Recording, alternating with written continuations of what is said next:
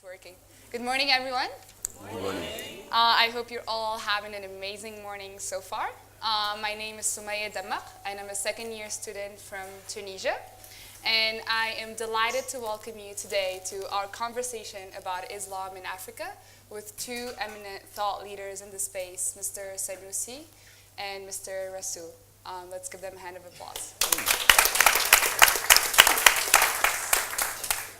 So to start with a little bit about myself. So I am a Muslim by birth, but I have been trying to unlearn and relearn about Islam for a year so far in order to hopefully become a Muslim by conviction. I am also the head of the Interfaith Youth Group at ALA, and I am very, very delighted and honored to be sitting and conversing here with you today, Mr. Rasool and Mr. Sanusi and everyone in the room. So Mr. Ebrahim Rasool is a South African politician who served as a South African ambassador to the United States from 2010 to 2015. Other positions he has held include National Secretary of the Call of Islam between 1984 and 1994, and Premier of the Western Cape Province from 2004 to 2008. He also played an active role in the anti-apartheid movement and is a member of the African National Congress. Welcome, sir, and thank you for coming.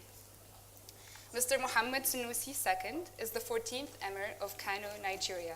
He has a distinguished 25 career in banking and finance. Sanusi was also listed as one of Times Magazine's 100 Most Influential People of 2011. In 2009, he was appointed as the governor of the Central Bank of Nigeria, where he spreaded extensive reform efforts. He was also appointed the Emir of Kano of Nigeria in 2014, and he's also a proud father of two ALA students. Welcome, sir, and thank you also for coming. So our topic for today is Islam in Africa, and I'm going to start by giving a little brief history about Islam in the continent. So Islam first entered the African continent in the 7th century from the northeast region through the city of Fustat, or what's now called Cairo. Islam kept spreading in the continent strongly, and now 53% of the African population adhere to it. By the end of the session, I hope we get to understand the differences and or similarities between the secular state and an Islamic state. In addition, I'm also thrilled to explore the relationship between Islam and women and understand the current situation of Islam in the African continent and its potential future. So without further ado, Mr. Sanusi. In talking about secularism, Nigeria is ethnically and religiously diverse. It is not an Islamic country. However, Nigeria hasn't been defined as a secular state either, due to the divergence of opinions between the Christian group and the Muslim group. The first one advocates for a secular state, while the second one advocates for the fusion of religion with the state and the law, and more specifically, the Sharia law. As a Nigerian leader who is also Muslim, can you talk a little bit about your experience in governing inclusively in a secular state? Thanks, Soumaya, and good morning, everyone. Well, as you know, Nigeria is a very complex environment, and it's very difficult to divide Nigeria so simply into a Christian view or a Muslim view, because different people have different opinions. Also, it's difficult to define secularism. As you know, secularism in France is different from the secularism of the United States, different from the secularism of Turkey. I think most Nigerians do accept that Nigeria must be a country that provides a level playing ground and freedom for everyone to practice their religion. The constitution of the country recognizes three sources of law: customary law, common law, and Sharia law. And it is recognized that in personal life, the family, inheritance, custody, Muslims should be able to be governed by Sharia law. That's how it works as independence. I think what you referred to was a change that happened in 1999 when politicians, not Muslims, certain Muslim politicians decided that they wanted to challenge that structure. And there was a very strong intra-Islamic debate. I was opposed to the politicization of religion. It was all part of a global discourse of Islam versus the West, clash of civilizations. This was a world that had George Bush and Netanyahu and Ahmadinejad, basically three persons who had redefined, and much similar to the world we have today, filled by strong men. We've got people like Donald Trump, Erdogan, Putin, Netanyahu. They define the discourse. And so two things were happening. First, internationally, there was this theory of this mythical clash between Islam and the rest of the world, or the West. And within Nigeria, there was a major tectonic shift in power. Historically, the North had always controlled political power, while the South had economic control. In 1999, the South had both economic and political control, and Northern politicians saw religion as a tool, which politicians always use, religion, ethnicity, for relevance and for competition. Nigeria is a space where the elite compete for their share of the spoils of power, which is why we need ALA graduates to come and correct that. And in the process of that competition, anything goes. Today it's Fulani herdsmen and farmers. Actually, politicians actually create and manufacture conflicts and thrive on those conflicts. I don't think there was a general sense by Muslims that they want anything more than personal law, Sharia. Everybody just wants the right to practice his religion and be free, and Nigeria provided that, so there was really no need for that. Thank you, Mr. Sanusi. Going to Mr. Rasool. In an article titled South African Leaders on Religion and Politics, you said, "The mosque, together with the institutions of the other religious traditions in South Africa, has an important role to play in the South African struggle by helping to keep the values which it holds dear." What did you mean by this, and to what extent should religion be involved in religion, and where can we draw the line between them? I think thank you very much, Soumaya, and it's great to speak with the Emir in an audience like this at ALA. I think it was an article that was written in the apartheid era.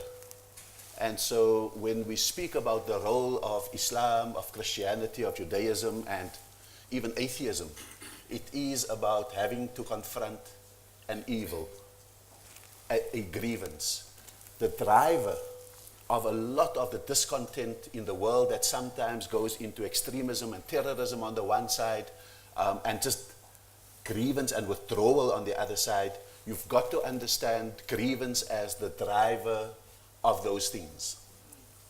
And our generation of Muslims in South Africa had apartheid as a grievance and the historical alienation of Islam and Muslims, because it was a religion that was banned, not recognized, and denigrated under apartheid. So we had both racism and Islamophobia together with misogyny and a range of other pathologies that I think created this grievance that I think beat in our breast. We reacted as young Muslims to the inertia of our orthodoxy, the inability of orthodoxy to confront evil, to speak to grievance, and to direct what you do with grievance. And so the ulama had forfeited the right to lead us except in prayer. On the other hand, what we had was a rising tide of Islamism. And for many of us of that generation, Islamism was a political awakening because it said that Islam was also social, political, and economic.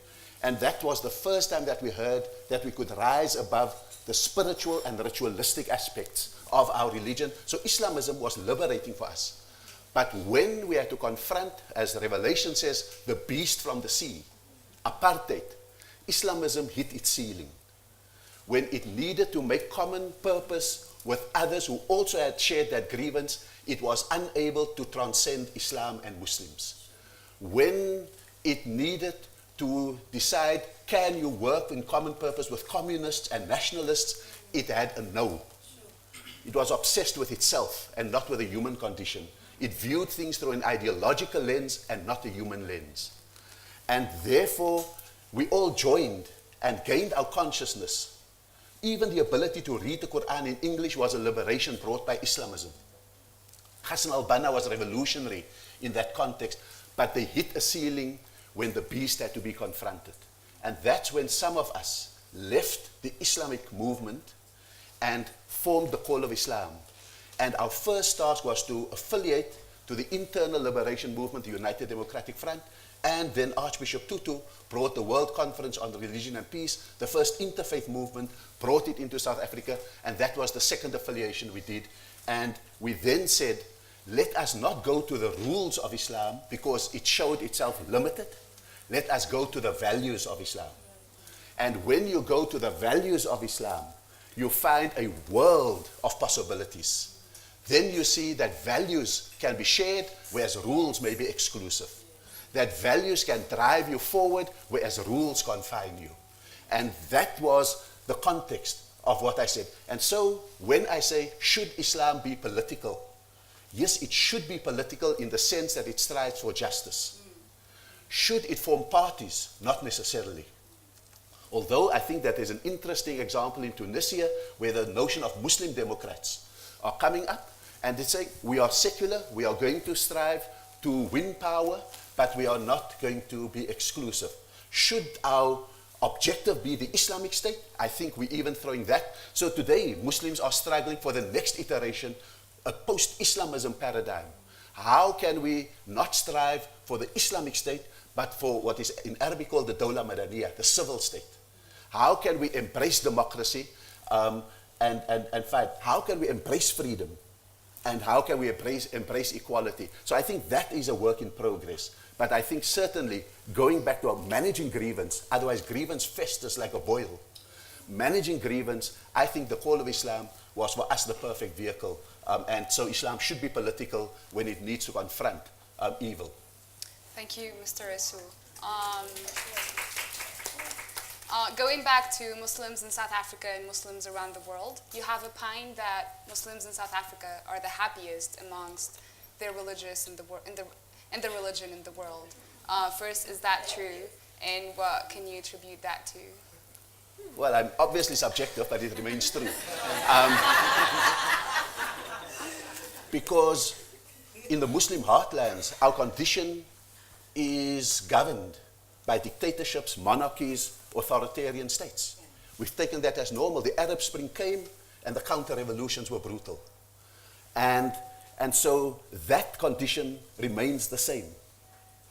In the minority context, where 25% of the Ummah today live under conditions of minority, the Islamophobia is really a dastardly pathology that they're facing. And so South Africa has emerged because it was a deliberative community. It had to confront every fork in the road. Do you struggle against apartheid or don't you?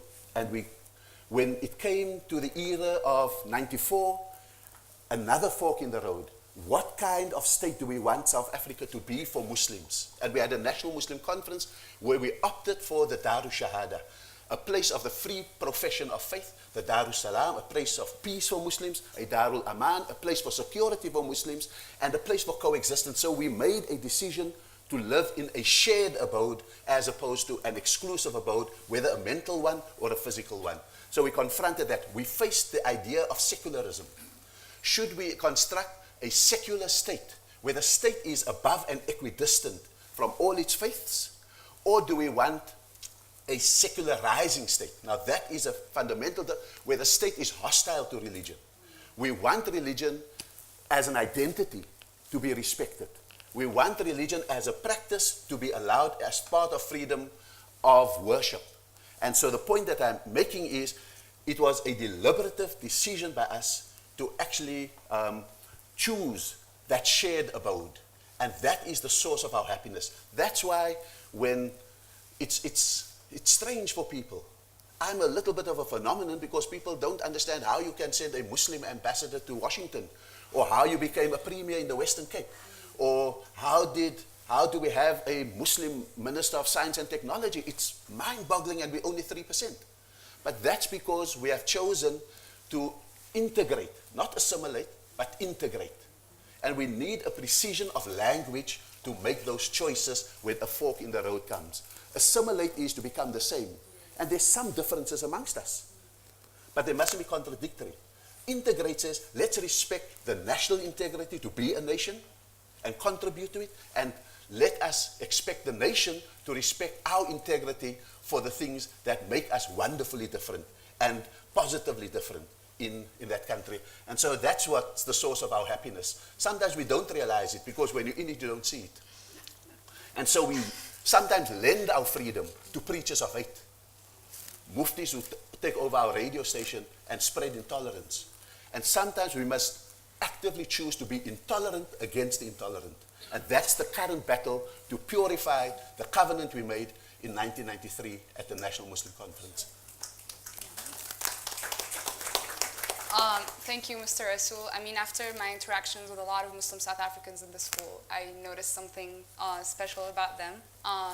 Mr. Sanusi, and going back to you, sir, Tunisia, as you may know, is an Islamic country, yet it had new legislations allowing Muslim women to marry non-Muslim men, and with that not following the Sharia law that prohibits Muslim women from marrying non-Muslim men and only allowing Muslim men to do so. First, what's your perspective on it, and how do you think Islamic law should engage with women in the modern world?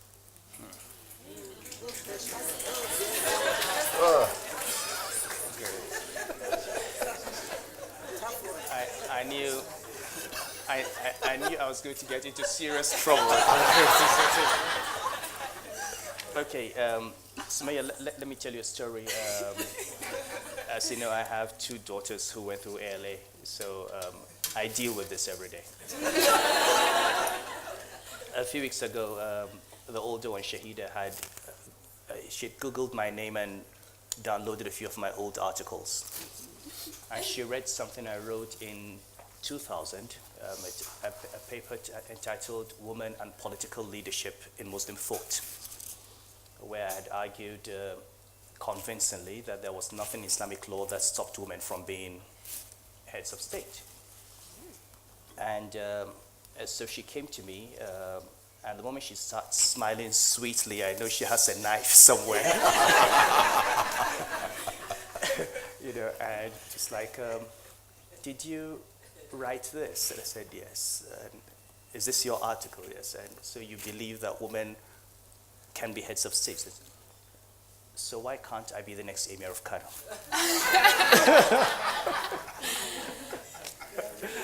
To which I had no answer, because I couldn't say because Kano is a Muslim republic, having argued that it's But I think what that says to us is that very often when you're dealing with the question of interpreting Islamic law, you're not outside the total dynamic of hermeneutics. There's always a relationship between a text, an author, a reader, the context of the author, and the context of the reader.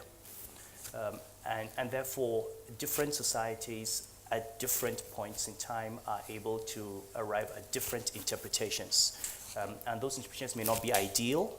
They're often constrained by historical conditions. There are certain ideas that come before their time.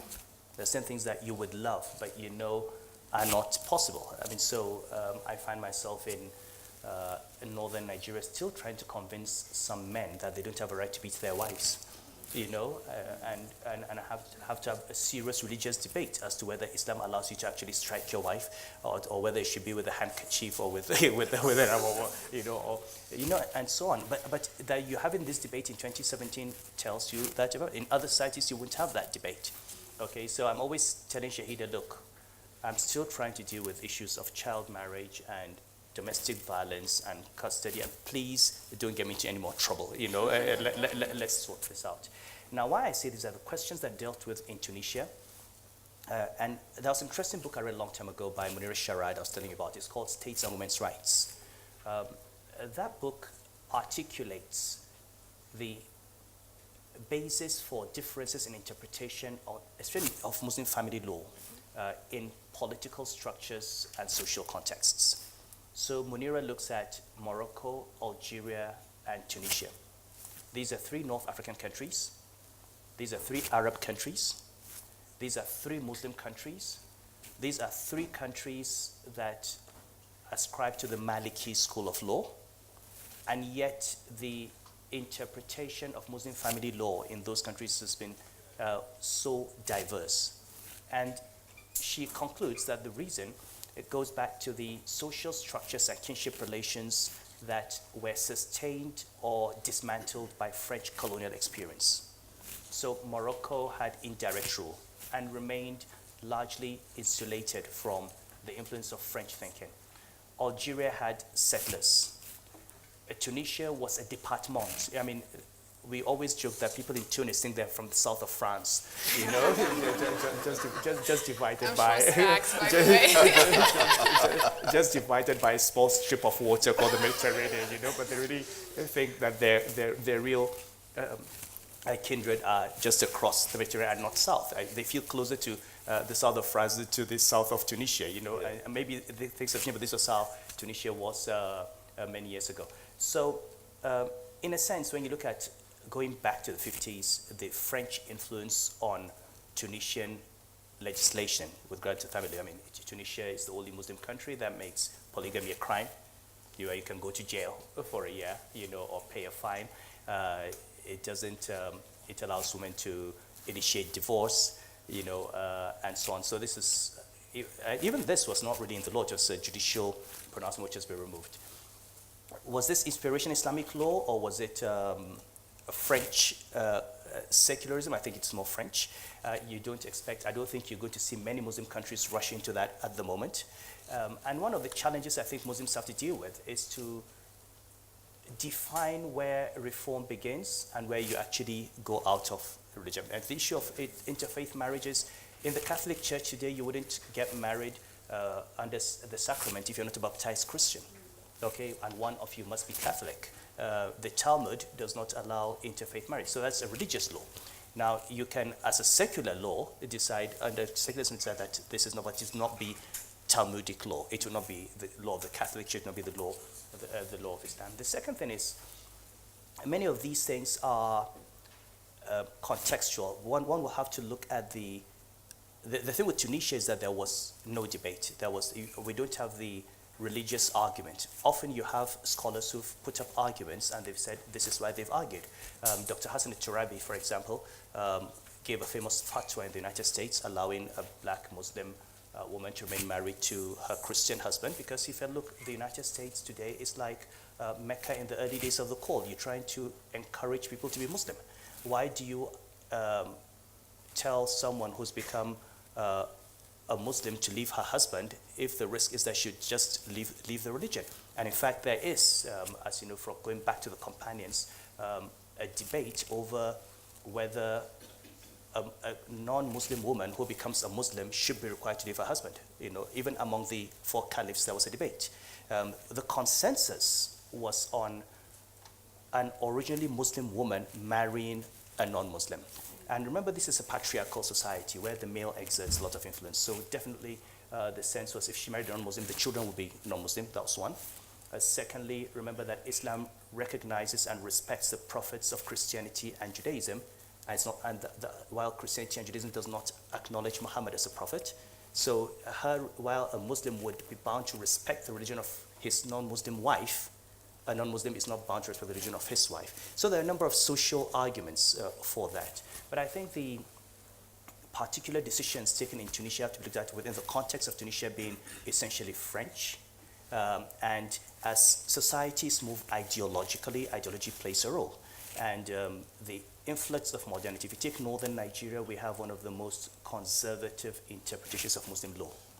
But we also have one of the highest levels of illiteracy in terms of Western education. A lack of, and the British colonial policy in northern Nigeria, you know, we had the misfortune, the singular misfortune of having started with Lord Lugard as our governor. And it was terrible. It was terrible. The first three governors of northern Nigeria came straight from the Sudan, where they had been faced with the battles of Muhammad Ahmad Mahdi and the Mahdi movement. And they came with a mindset determined not to create in northern Nigeria the kind of progressive Muslim intellectual that would cause them problems they had in Egypt and India. So the education in northern Nigeria was from the very beginning designed not to make people think and challenge. and it had an impact on on our social structures, on our thinking, and on our approach even to Islamic law.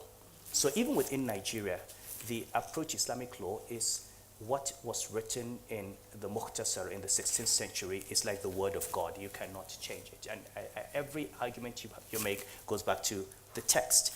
And this is where I think Ebrahim's point is important. When you deal with Islamic law, you have to make a distinction between the rulings of individual scholars at different times and the broad ethical principles of Islam. And you've also got to recognize that those ethical principles are contextual. So what was considered just and fair in a slave-owning society or in a society at war is not necessarily just and fair in a society that has abolished slavery or in this world. What was fair, what was seen as progress in the 13th century is not progress in the 21st century.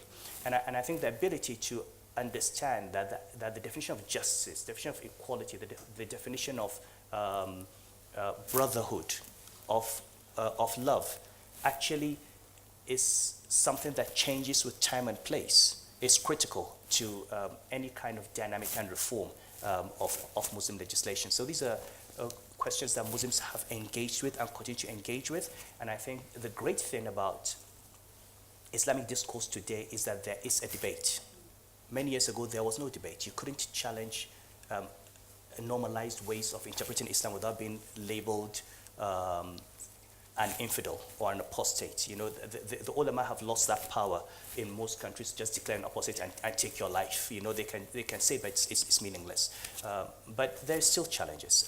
I'm asking for incremental change, and I know the kind of backlash I get, you know, and when you look at the issues we're having backlash on, when you look at other countries like Malaysia or Morocco or Tunisia or Egypt, these are issues that have been dealt with 40, 50 years ago by other Muslim countries. So yes, I think so long as the debate continues and conversation continues, as Ebrahim said, you've got Rashid Ghanouchi. Even within the Islamist movement, Rashid Ghanouchi is different from Abbas Madani, different from Hassan al-Turabi, different from Hassan al-Banna, and it's a reflection again of Tunisian society and the French experience.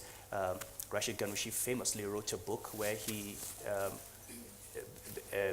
proved the consistency of the Quran with United Nations fundamental principles of human rights, you know, at a time when people were questioning rights really when it came to gender. So it's all I can say is that we need to continue to interrogate what are legacy interpretations, and we need to recognize that every generation of Muslim scholars must realize that its community is living in a context. We are in the 21st century. We are not in the 7th century. We are Africans. We are not Arabs. And it is extremely important in making those interpretations that we remember that. Thank you, Mr. Mohammed.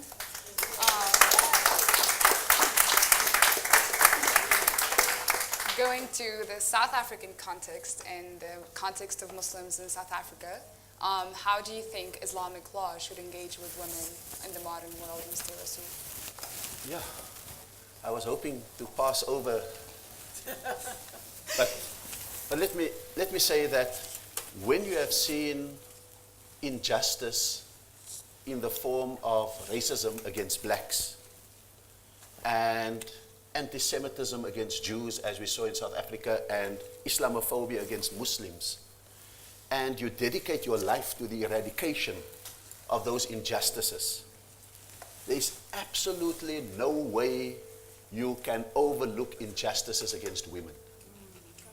You cannot have equality for black and white, equality for Jew and Muslim, and then deny it when it comes to women because you have this difficult legacy that you've got to deal with.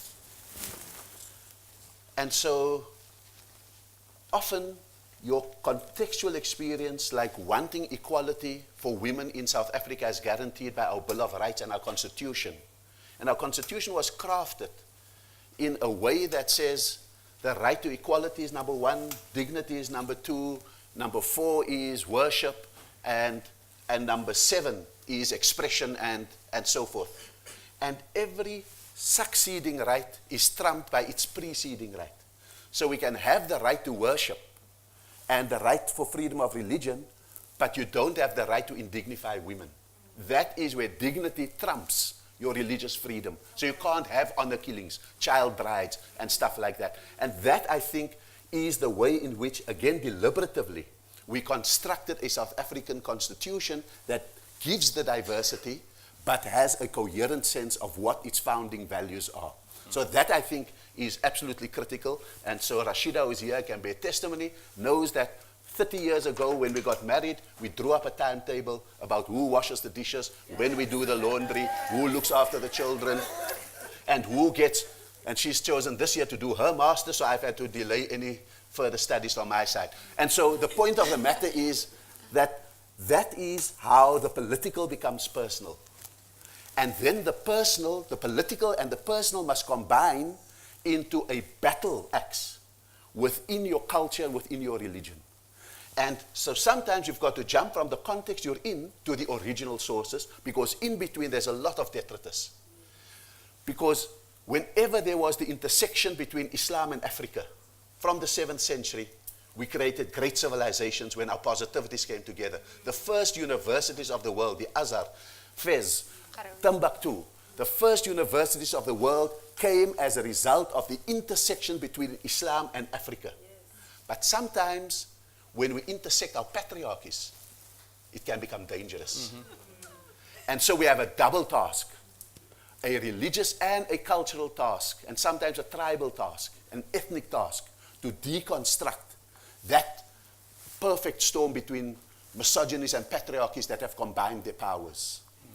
And so, but the way to sometimes do it is not to step outside of your tradition, but to interrogate your tradition. And I find that there are 4 women, for example, mentioned in the Quran. Maryam, the mother of Jesus. The Quran, in explicit detail more than the Bible, gives an account of her birth, of Jesus, and the humiliation she had to face afterwards. And it showed that a woman with purpose can withstand anything.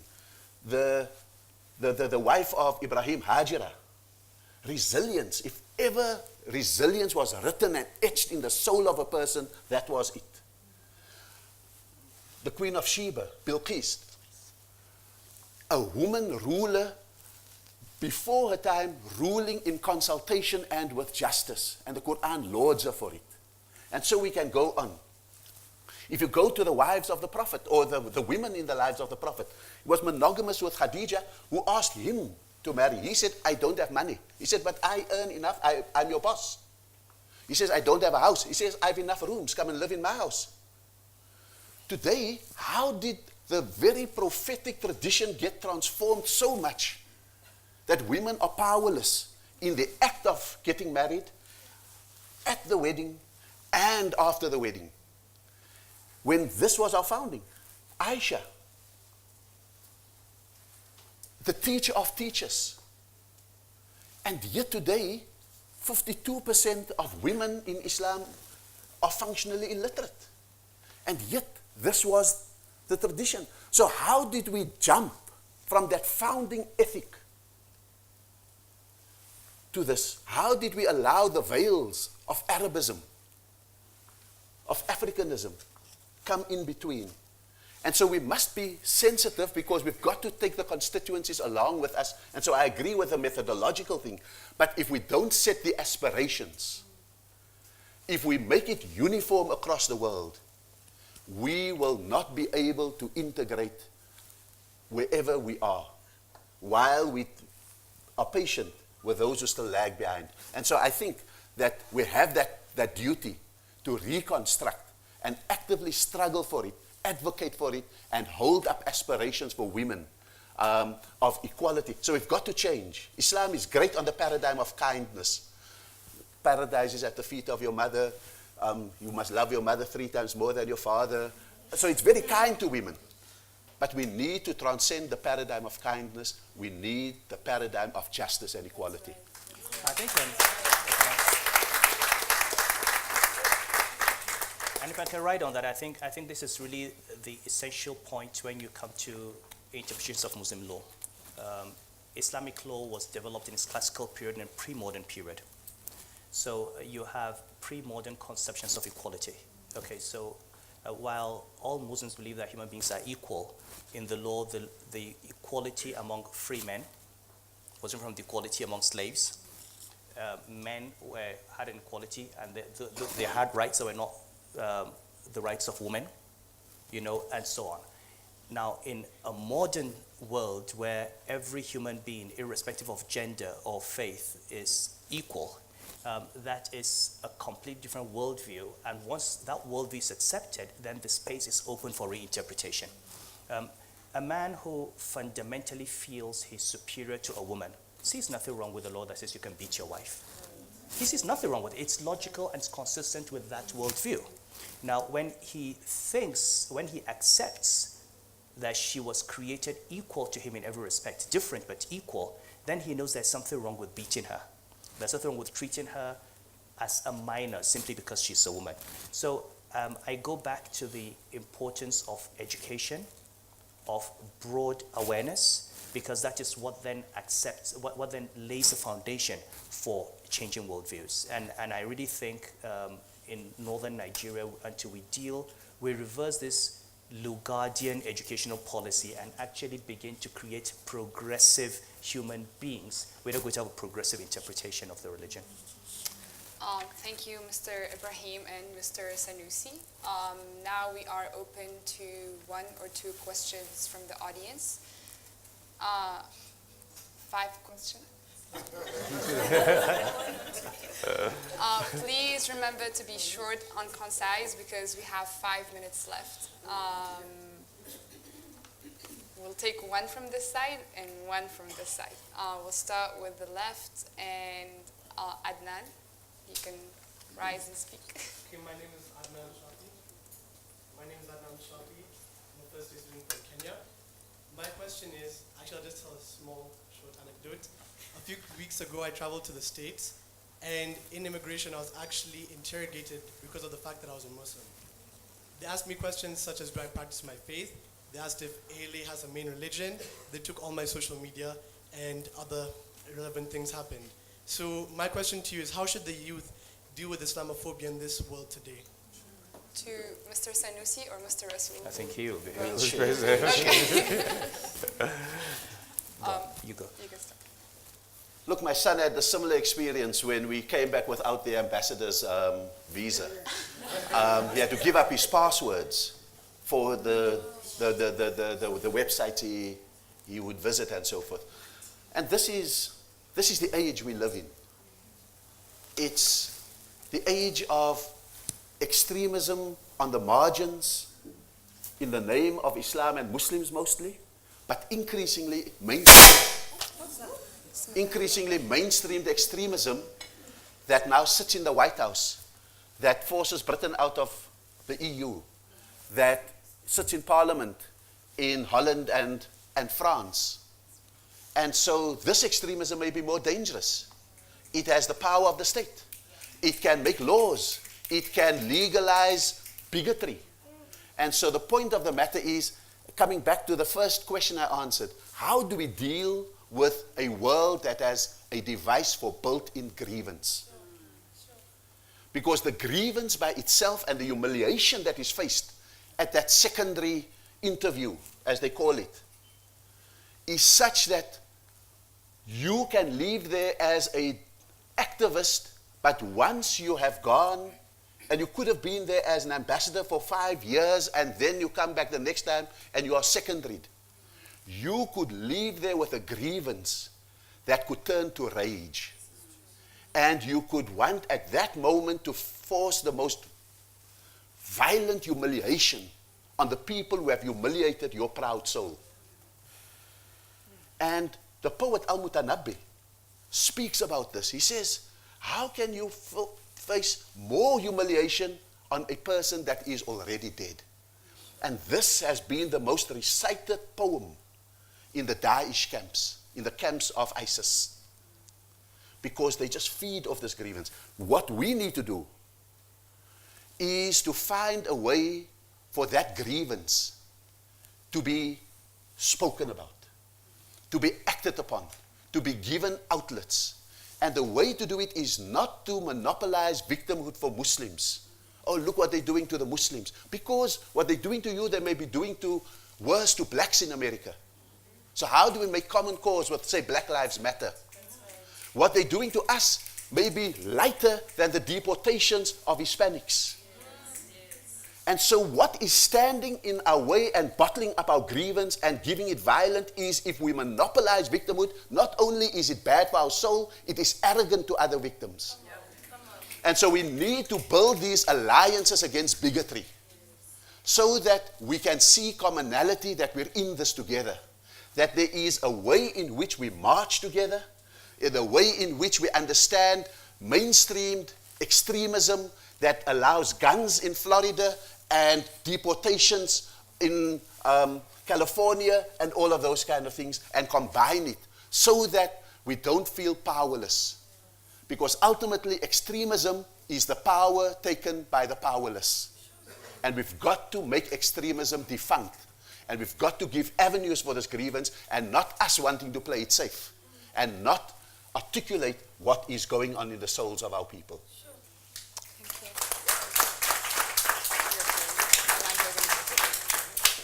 Well, I think Ebrahim has said it all. What I will say is we must remember the multivocality of all society. I mean, Donald Trump does not represent all of America, just like ISIS does not represent all Muslims.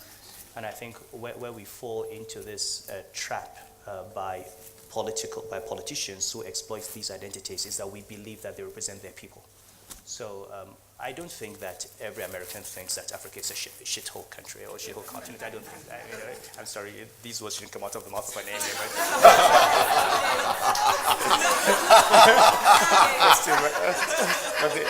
but it's the ALA environment.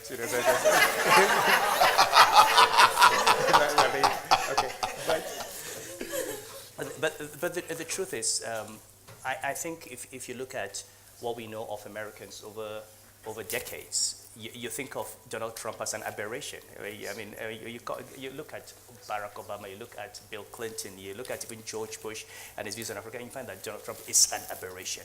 And over the long arc of history, we must be able to look at that moment as an aberration.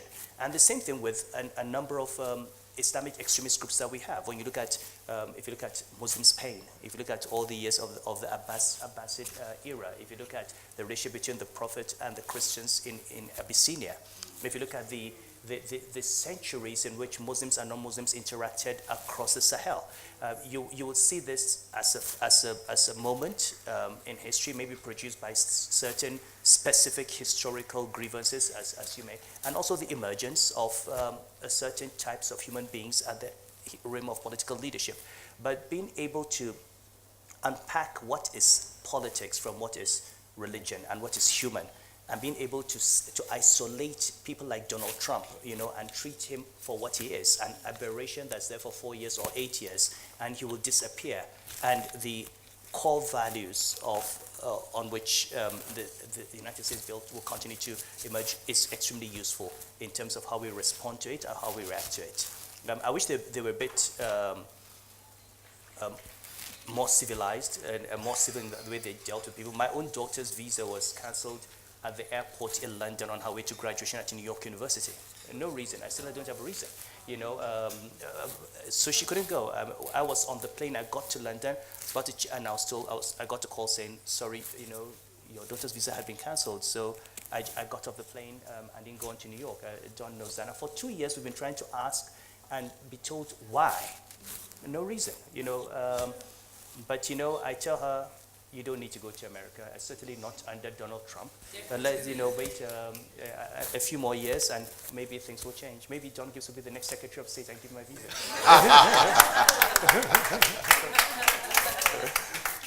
Thank you, Mr. Sanusi, and thank you also, Mr. Rasool. I extremely apologize for not allowing the second question to go on because we are running out of time as we started a little late. Thank you for first accepting our invitation and for this fruitful conversation. I hope you all got to understand a little bit about the current situation of Islam in Africa, and please let us keep thinking in ways in which we can restore the current image of the interreligious interactions on the continent. Once again, my name is Soumaya Dammak, and I'm a second-year student from Tunisia.